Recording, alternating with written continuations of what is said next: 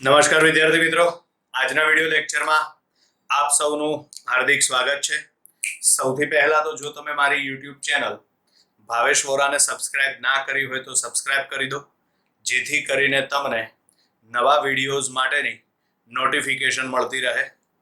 બરાબર, ચલો આજે ચેપ્ટર 4 ગતિમાન વિદ્યુતભાર અને ચુંબકત્વમાં આગળનો ટોપિક છે ગેલ્વેનોમીટરમાંથી એમીટર। બરાબર, એક વસ્તુ આ બાજુ ધ્યાન રાખજો, ગેલ્વેનોમીટરમાંથી એમીટર પણ બનાવી શકાય અને ગેલ્વેનોમીટરમાંથી વોલ્ટમીટર પણ બનાવી શકાય। એ બંને આપણે ભણવાના છીએ। એમાં પહેલું અત્યારે છે ગેલ્વેનોમીટરમાંથી એમીટર। અમુક લાક્ષણિકતાઓ છે, એની ખાસિયતો છે, યાદ રાખજો। પરીક્ષામાં કોઈ જગ્યાએ પૂછાય તો ધ્યાન રાખવાનું। પહેલી વસ્તુ તો એમીટરનો ઉપયોગ શેના માટે થાય? તો એ મીટરનો ઉપયોગ પરિપથમાંથી વહેતો વિદ્યુત પ્રવાહ માપવા માટે। યાદ રાખજો, બરાબર, એ મીટરનો ઉપયોગ શેના માટે થાય? પરિપથમાંથી વહેતો વિદ્યુત પ્રવાહ માપવા માટે। બીજી વસ્તુ, એ મીટર પરિપથમાં હંમેશા શ્રેણીમાં જોડવામાં આવે। બરાબર, એ મીટર હંમેશા પરિપથમાં શ્રેણીમાં જોડવામાં આવે। ત્રીજી વસ્તુ, એ મીટરનો અવરોધ જેમ નાનો હોય તેમ સારું કહેવાય। બરાબર, વ્યવહારમાં મળતા એ મીટર માટે જેમ અવરોધ નાનો તેમ એ મીટર સારું ગણાય। ચોથી ખાસિયત છે, આદર્શ એ મીટર માટે અવરોધ કેટલો આવે? શૂન્ય। જો પરીક્ષામાં એમસીક્યુમાં પૂછાય તો આદર્શ એ મીટરનો અવરોધ કેટલો આવે? શૂન્ય। ફરીથી 4 લાક્ષણિકતા છે, તમે નોટ કરી લેજો। પહેલી લાક્ષણિકતા છે, એ મીટરનો ઉપયોગ પરિપથમાંથી વહેતો વિદ્યુત પ્રવાહ માપવા માટે। બીજી વસ્તુ, એ મીટર હંમેશા પરિપથમાં શ્રેણીમાં જોડવામાં આવે છે। ત્રીજી વસ્તુ, એ મીટરનો અવરોધ જેમ નાનો તેમ એ મીટર સારું ગણાય। અને ચોથું છે, આદર્શ એ મીટરનો અવરોધ શૂન્ય। બરાબર, હા, પણ એક વસ્તુ બીજી એક પણ ધ્યાનમાં રાખજો, કોઈએ મગજમાં એવું નહીં વિચાર લેવાનું કે ગેલ્વેનોમીટરનો ઉપયોગ વિદ્યુત પ્રવાહ માપવા માટે થાય। ના, આ વસ્તુ ખોટી છે। ગેલ્વેનોમીટરની મદદથી માત્ર ને માત્ર વિદ્યુત પ્રવાહની હાજરી માપી શકાય છે। એટલે કે આપેલા પરિપથમાં વિદ્યુત પ્રવાહ વહે છે કે નહીં, ખાલી એ જ જાણી શકાય છે। બરાબર છે, આપેલા પરિપથમાંથી વિદ્યુત પ્રવાહ વહે છે કે નહીં એ જ નક્કી કરી શકાય ગેલ્વેનોમીટર વડે। આ વસ્તુ ખાસ ધ્યાન રાખજો। બરાબર છે, ચલો આજનો ટોપિક છે ગેલ્વેનોમીટરમાંથી એમીટર। તો સૌથી પહેલા કીધું એ પ્રમાણે કે ગેલ્વેનોમીટરનો ઉપયોગ એ મીટર તરીકે કરવા માટે ગેલ્વેનોમીટરને પરિપથમાં શ્રેણીમાં જોડવામાં આવે છે। ધારો કે આપણે આ ગેલ્વેનોમીટરને સીધું પરિપથમાં જોડી દઈએ, ડાયરેક્ટ જ। બરાબર છે, તો એની મુશ્કેલીઓ કઈ છે? સીધો ઉપયોગ કરી શકાતો નથી। બરાબર છે, એટલે અહીં આગળ આવશે એ મીટર એ વિદ્યુત પ્રવાહનું માપન કરે છે। એ મીટર વિદ્યુત પ્રવાહનું માપન કરે છે। બરાબર, ગેલ્વેનોમીટરનો ઉપયોગ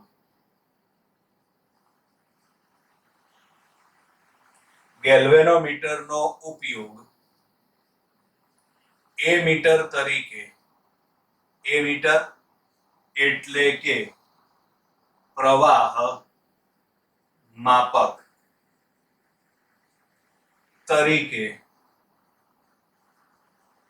કરવા માટે તેને પરિપથમાં શ્રેણીમાં જોડવામાં આવે છે। પરિપથમાં શ્રેણીમાં જોડવામાં આવે છે। બરાબર, તો હવે એને આપણે શ્રેણીમાં જોડી દઈએ તો આ વખતે નડતી મુશ્કેલી કઈ આવશે? બરાબર. ધારો કે આપણે એને શ્રેણીમાં જોડી પણ દઈએ તો આ વખતે નડતી મુશ્કેલીઓ કઈ આવશે? બરાબર. તો સમજી લો કે ધારો કે આ એક બેટરી છે, બરાબર, અને એની સાથે તમે આ એક અવરોધ જોડેલો છે R, બરાબર. આમાંથી વહેતો વિદ્યુત પ્રવાહ છે I. ધારો કે આપણે આ વિદ્યુત પ્રવાહ I નું માપન કરવું છે, તો I નું માપન કરવા માટે ઉપર કીધું એ પ્રમાણે ગેલ્વેનોમીટરને શેમાં જોડવામાં આવે? શ્રેણીમાં જોડવામાં આવે. એટલે હવે તમે આની અંદર ગેલ્વેનોમીટરને શ્રેણીમાં જોડી દો. ચલો, એટલે આપણે ધારો કે અહીં આગળ આ ગેલ્વેનોમીટરને શ્રેણીમાં જોડી. ક્લિયર? ચલો, આ અવરોધ R છે.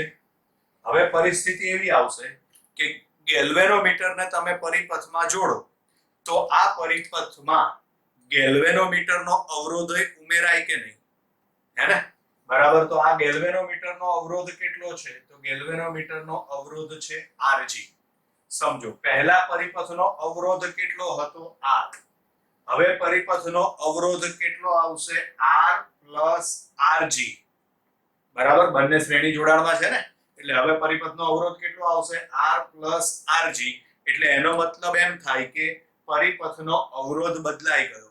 અવરોધ બદલાઈ જાય જેથી પરિપથમાંથી વહેતો વિદ્યુત પ્રવાહ પણ બદલાઈ જાય. ધારો કે હવે વિદ્યુત પ્રવાહ વહે છે I'. બરાબર. ધારો કે હવે વિદ્યુત પ્રવાહ વહે છે I'. તો આનો મતલબ એમ થાય કે આપણે સાચો વિદ્યુત પ્રવાહ માપી શકતા નથી. બરાબર છે. અને બીજી મુશ્કેલી એ છે કે ગેલ્વેનોમીટર છે ને એ અત્યંત સંવેદનશીલ સાધન છે. જો ગેલ્વેનોમીટરમાંથી થોડોક પણ પ્રવાહ પસાર કરવામાં આવે તો આ ગેલ્વેનોમીટર પૂર્ણ સ્કેલ આવર્તન બતાવે. પૂર્ણ સ્કેલ આવર્તન એટલે ગેલ્વેનોમીટરનો કાંટો ક્યાં હોય? બરાબર વચ્ચે. બરાબર. હવે માનો કે એમાંથી થોડોક પણ પ્રવાહ પસાર કરો એટલે ગેલ્વેનોમીટર પૂર્ણ સ્કેલ આવર્તન બતાવે. પૂર્ણ સ્કેલ આવર્તન એટલે કાં તો આ બાજુના છેડે અડી જાય કાં તો આ બાજુના છેડે અડી જાય. બરાબર. એને કહેવાય એની પ્રવાહ ક્ષમતા Ig. બરાબર. જે પ્રવાહ માટે ગેલ્વેનોમીટર પૂર્ણ સ્કેલ આવર્તન બતાવે તે વિદ્યુત પ્રવાહને ગેલ્વેનોમીટરની પ્રવાહ ક્ષમતા કહે છે, જેને Ig વડે દર્શાવાય. બરાબર. હવે માનો કે એની ક્ષમતા એટલે કે પ્રવાહ ક્ષમતા કરતા જો વધારે વિદ્યુત પ્રવાહ પસાર કરવામાં આવે તો ગેલ્વેનોમીટરને નુકસાન થાય છે. ગેલ્વેનોમીટરનું ગૂંચળું બળી જવાની શક્યતાઓ રહેલી છે. બરાબર છે. એટલે આ બે મુશ્કેલીઓ છે. એક તો ગેલ્વેનોમીટરનો તમે સીધો ઉપયોગ કરો પરિપથમાં તો આ વખતે વહેતો વિદ્યુત પ્રવાહ બદલાઈ જાય જેથી કરીને સાચો વિદ્યુત પ્રવાહ માપી શકતા નથી. બીજું, ગેલ્વેનોમીટર અત્યંત સંવેદનશીલ સાધન છે. જો તેમાંથી થોડોક પણ વધારે પ્રવાહ પસાર કરવામાં આવે તો ગેલ્વેનોમીટર પૂર્ણ સ્કેલ આવર્તન બતાવે છે, જેને તેની પ્રવાહ ક્ષમતા કહે છે. પ્રવાહ ક્ષમતા Ig કરતા જો વધારે વિદ્યુત પ્રવાહ પસાર થાય તો ગેલ્વેનોમીટરનું ગૂંચળું બળી જાય અથવા તો ગેલ્વેનોમીટરને નુકસાન થાય. બરાબર. ચલો, એટલે નડતી મુશ્કેલીની અંદર પહેલી મુશ્કેલી આવશે, બરાબર, પરિપથનો અવરોધ બદલાઈ જાય. બરાબર. એટલે અહીં આગળ આવશે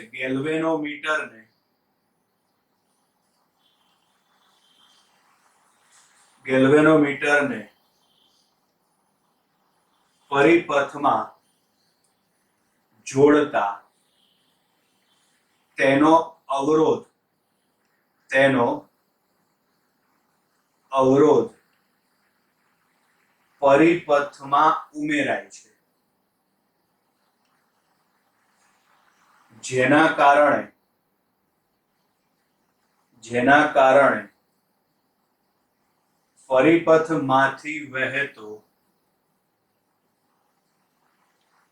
વિદ્યુત પ્રવાહ બદલાઈ જાય છે, જેથી સાચો વિદ્યુત પ્રવાહ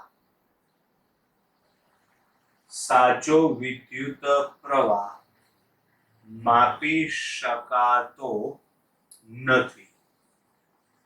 બરાબર, જેથી સાચો વિદ્યુત પ્રવાહ માપી શકાતો નથી. બરાબર, પછી બીજું છે ગેલ્વેનોમીટર. ગેલ્વેનોમીટર એ અત્યંત સંવેદનશીલ સાધન છે. ગેલ્વેનોમીટર એ અત્યંત સંવેદનશીલ સાધન છે. જો તેમાંથી થોડોક પણ વિદ્યુત પ્રવાહ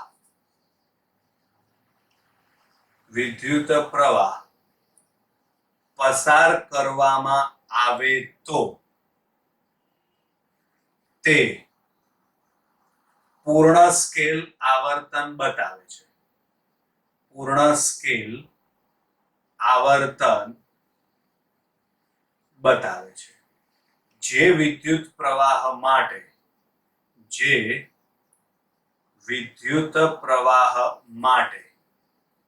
ગેલ્વેનોમીટર પૂર્ણ સ્કેલ આવર્તન બતાવે. ગેલ્વેનોમીટર પૂર્ણ સ્કેલ આવર્તન બતાવે તે વિદ્યુત પ્રવાહને ગેલ્વેનોમીટરની પ્રવાહ ક્ષમતા કહે છે. બરાબર છે, જેને IG વડે દર્શાવાય છે. બરાબર, પ્રવાહ ક્ષમતા કરતા વધારે વિદ્યુત પ્રવાહ પસાર કરવામાં આવે તો ગેલ્વેનોમીટરને નુકસાન થાય છે. બરાબર છે, જો પ્રવાહ ક્ષમતા કરતા વધુ વિદ્યુત પ્રવાહ પસાર થાય તો ગેલ્વેનોમીટરને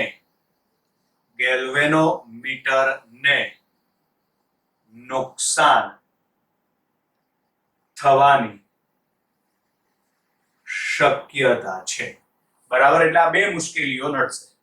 પહેલી મુશ્કેલીમાં વિદ્યુત પ્રવાહ બદલાઈ જશે, જેથી સાચો વિદ્યુત પ્રવાહ માપી શકાશે નહીં. અને બીજી મુશ્કેલીમાં એની ક્ષમતા એટલે એની કેપેસિટી કરતા વધુ વિદ્યુત પ્રવાહ પસાર થાય તો ગેલ્વેનોમીટરને નુકસાન થાય. બરાબર છે, તો હવે એનું નિવારણ આવશે. બરાબર, એનું નિવારણ. બરાબર, એના નિવારણમાં આવશે, અથવા તો આ નિવારણમાં એવું પણ પૂછાય કે શન્ટનું સૂત્ર તારવું. બરાબર, કોનું સૂત્ર મેળવવાનું પૂછાય તમને? શન્ટનું સૂત્ર. તો એમાં આવશે ગેલ્વેનોમીટર સાથે, પહેલા તો શન્ટ એટલે શું કહેવાય? તો ગેલ્વેનોમીટર સાથે એક લઘુ અવરોધ સમાંતરમાં જોડવામાં આવે છે, જેને શન્ટ કહેવાય છે. બરાબર છે, ગેલ્વેનોમીટર સાથે સમાંતરમાં એક લઘુ અવરોધ જોડવામાં આવે છે, જેને શન્ટ કહેવાય છે. બરાબર, શન્ટ એટલે શું? તો યાદ રાખવાનું, ગેલ્વેનોમીટરનું રૂપાંતરણ શેમાં કરવા માટે? એમીટરમાં કરવા માટે ગેલ્વેનોમીટર સાથે સમાંતરમાં એક લઘુ અવરોધ જોડવામાં આવે છે, જેને શન્ટ કહે છે. ગેલ્વેનોમીટરનું રૂપાંતરણ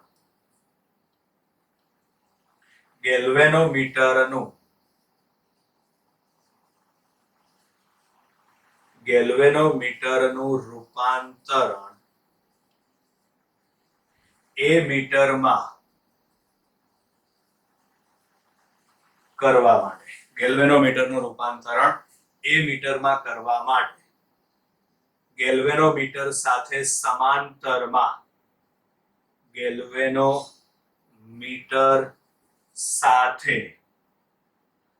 સમાંતરમાં એક લઘુ અવરોધ જોડવામાં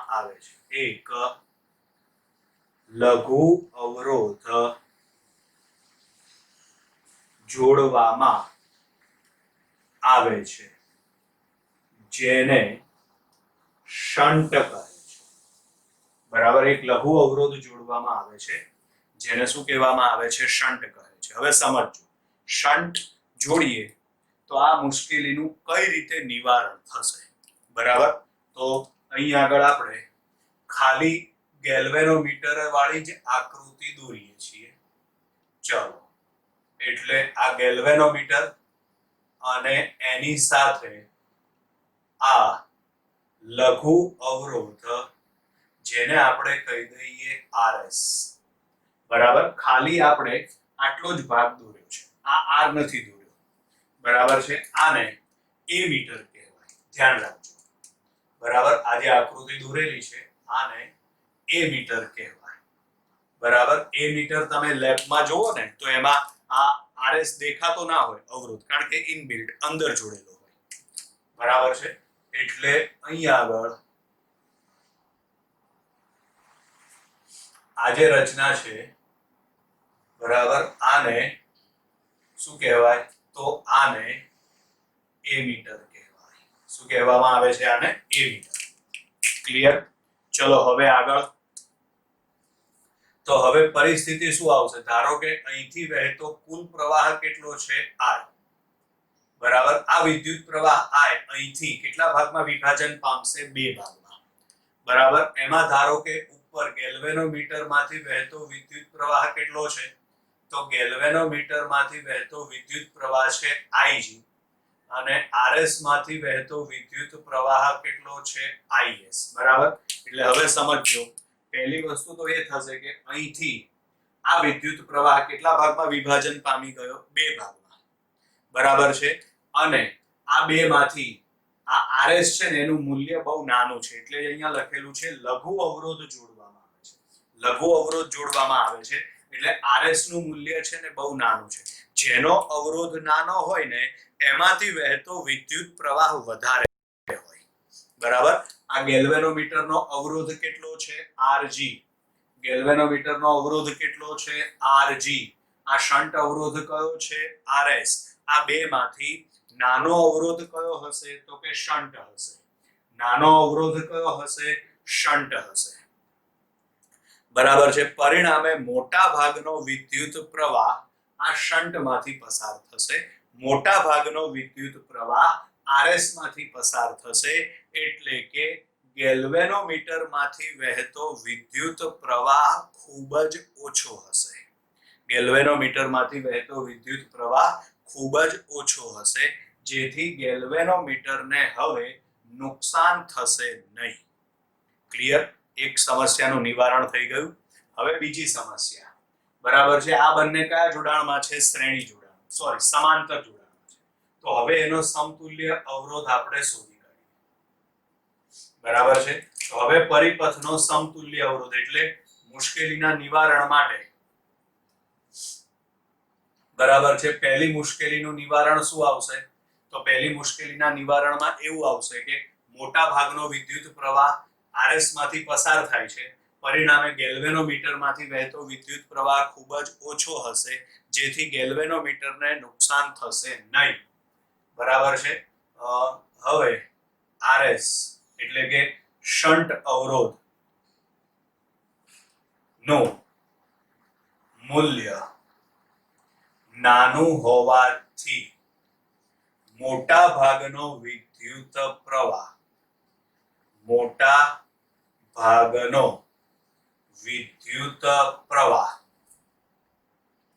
શન્ટમાંથી પસાર થાય છે. શન્ટમાંથી પસાર થાય છે, જેથી ગેલ્વેનોમીટરને નુકસાન થશે નહીં. જેથી ગેલ્વેનોમીટરમાંથી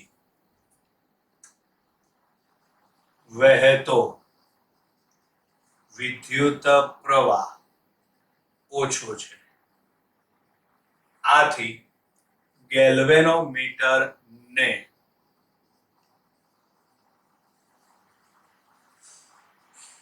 નુકસાન થશે નહીં. બરાબર, ચલો પછી આગળ. બીજી મુશ્કેલીના નિવારણ માટે, તો બીજી મુશ્કેલીના નિવારણ માટે પ્રવાહ બદલાઈ જતો હતો ને આપણે આમાં, ચલો તો એના નિવારણ માટે આનો સમતુલ્ય અવરોધ શોધો. તો સમતુલ્ય અવરોધ શોધવા માટે બંને સમાંતરમાં છે, બંને સમાંતરમાં એટલે ઉપર ગુણાકાર થશે અને છેદમાં સરવાળો, એટલે અહીંયા આગળ આવશે Rg * Rs, છેદમાં આવશે Rg + Rs. પરંતુ કીધું એ પ્રમાણે આ તો લઘુ અવરોધ છે, લઘુ અવરોધ એટલે અહીંયા આગળ આવશે Rg very greater than Rs. પરિણામે છેદમાંથી તમે Rs ને અવગણી નાખો. બરાબર હોવાથી છેદમાંથી Rs ને અવગણતા, ચલો તો છેદમાંથી તમે Rs ને અવગણી નાખો, તો માટે હવે સમતુલ્ય અવરોધ કેટલો આવે? તો માટે હવે સમતુલ્ય અવરોધ તમે Rs ને અવગણી નાખો એટલે આમાં આવશે Rg * Rs, છેદમાં આવશે Rg. ચલો Rg ઉડી જશે, બરાબર, એટલે હવે અહીં આગળ આવશે Rs, એટલે સમતુલ્ય અવરોધ કેટલો થશે? Rs જેટલો. Rs એટલે શન્ટ અવરોધ, એ લઘુ અવરોધ છે, બરાબર, એટલે પરિપથમાં બહુ ફેર પડશે નહીં, અવરોધમાં બહુ ફેર પડશે નહીં, જેથી કરીને પરિપથમાં વહેતો વિદ્યુત પ્રવાહ બદલાશે નહીં. બરાબર, એટલે આ સમતુલ્ય અવરોધ Rs આવ્યો, જે નાનો હોવાથી, Rs અવરોધ નાનો હોવાથી પરિપથમાંથી વહેતો વિદ્યુત પ્રવાહ ખાસ બદલાતો નથી, જેથી સાચો વિદ્યુત પ્રવાહ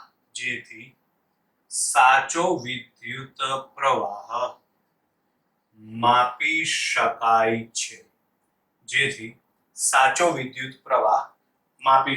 છે, હવે આગળ આવશે શન્ટનું સૂત્ર. બરાબર, આગળ આવશે હવે શન્ટનું સૂત્ર મેળવો.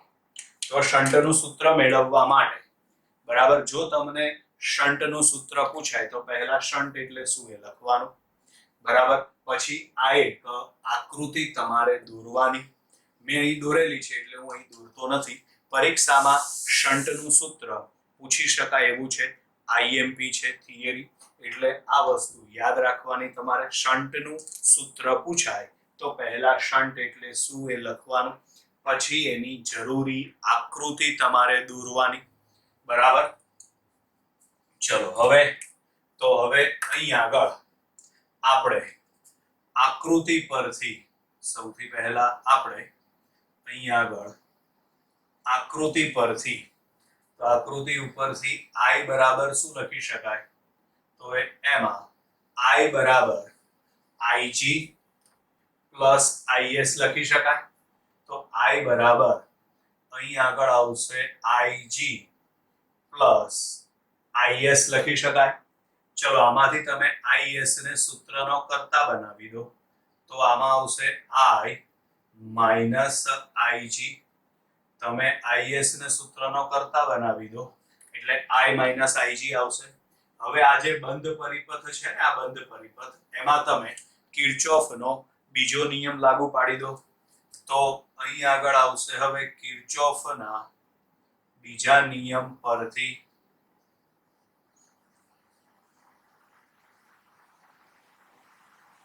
બરાબર, ધારો કે આપણે આ રીતે આમ મુસાફરી કરીએ છીએ વિષમ ઘડી દિશામાં, બરાબર, ધારો કે આપણે અહીંથી આગળ આ રીતે આમ મુસાફરી કરીએ છીએ, તો સૌથી પહેલા આમાં આવશે આ, તો એમાં મુસાફરીની દિશા અને વિદ્યુત પ્રવાહની દિશા બંને એક જ થશે એટલે માઇનસ આવશે. તો આમાં લખાશે માઇનસ IS * RS. પછી આગળ આવશે ગેલ્વેનોમીટર, તો એમાં મુસાફરી આ દિશામાં છે અને પ્રવાહ આ બાજુ વહે છે, એટલે બંને પરસ્પર વિરુદ્ધ દિશામાં છે એટલે પ્લસ નિશાની આવશે. એમાંથી વહેતો વિદ્યુત પ્રવાહ એટલે Ig અને ગેલ્વેનોમીટરનો અવરોધ એટલે આરજી, એના બરાબર શું આવશે? 0. ચલો IS ઇન્ટુ RS એને તમે સામે લઈ જાઓ તો એ માઇનસ છે તો શું થઈ જશે? પ્લસ થઈ જશે. માટે અહીં આગળ આવશે IG ઇન્ટુ RG બરાબર આવશે IS ઇન્ટુ RS. હવે IG ને સોરી RS શન્ટ અવરોધ શોધવાનો છે ને, એટલે RS ને સૂત્રનો કરતા બનાવવા માટે IS ને તમે છેદમાં લઈ જાઓ એટલે RS બરાબર અહીં આગળ આવશે IG ઇન્ટુ RG છેદમાં આવશે IS. હવે તમે IS ની કિંમત મૂકી દો તો માટે RS બરાબર અહીં આગળ આવશે IG ઇન્ટુ RG છેદમાં આવશે I માઇનસ IG બરાબર. હવે MCQ માટે આ મોસ્ટ IMP વસ્તુ છે યાદ રાખવાની. ગેલ્વેનોમીટરની પ્રવાહક ક્ષમતા n ગણી કરવા માટે જરૂરી શન્ટ અવરોધ શોધો. ગેલ્વેનોમીટરની પ્રવાહક ક્ષમતા n ગણી કરવા માટે ગેલ્વેનોમીટરની પ્રવાહક ક્ષમતા n ગણી કરવા માટે જરૂરી શન્ટ અવરોધ શોધો. બરાબર. તો જરૂરી શન્ટ અવરોધ શોધવા માટે આમાં I ના બદલે શું લખવાનું? પ્રવાહ ક્ષમતા n ગણી કરવાની છે ને, એટલે I ના બદલે n ઇન્ટુ IG લખવાનું થશે. બરાબર છે. તો અહીં આગળ RS બરાબર આમાં આવશે IG ઇન્ટુ શું આવશે? RG છેદમાં I ના બદલે n into IG minus IG common કાઢીને ઉડાડી દો એટલે અહીં જવાબ આવશે RG અપોન n માઇનસ 1. આ સૂત્ર MCQ માટે યાદ રાખવાનું. ગેલ્વેનોમીટરની પ્રવાહ ક્ષમતા n ગણી કરવા માટે જરૂરી શન્ટ અવરોધ શોધો. બરાબર છે. તો આ બરાબર એટલે આમાં છે ને એક સાથે આપણે 2 માર્ક્સ વાળી 3 થિયરી ચલાવી. એમાં પહેલી થિયરી આવશે ગેલ્વેનોમીટરમાંથી એ મીટરમાં રૂપાંતરણ કરવા માટે નડતી મુશ્કેલી. તો અહીં સુધી લખવાનું થાય. પછી આ મુશ્કેલીઓનું નિવારણ અને શન્ટ અવરોધ એટલે શું? તો આ મુશ્કેલીનું નિવારણ અને શન્ટ અવરોધ એટલે શું? અહીં સુધી લખવાનું થાય. પછી આવે શન્ટ એટલે શું એનું સૂત્ર મેળવો. તો શન્ટ એટલે શું એનું સૂત્ર મેળવવા માટે પહેલા શન્ટની વ્યાખ્યા લખવાની, પછી આકૃતિ દોરવાની અને પછી આ સૂત્ર તમારે મેળવવાનું. બરાબર. અહીં સુધી આ લખવાની જરૂરિયાત નથી. આ તમારે MCQ માટે યાદ રાખવાનું. ક્લિયર વિદ્યાર્થી મિત્રો? અહીં આગળ આપણી ગેલ્વેનોમીટરમાંથી એ મીટરનું રૂપાંતરણ આ થિયરી પૂર્ણ કરીએ છીએ. Bye bye.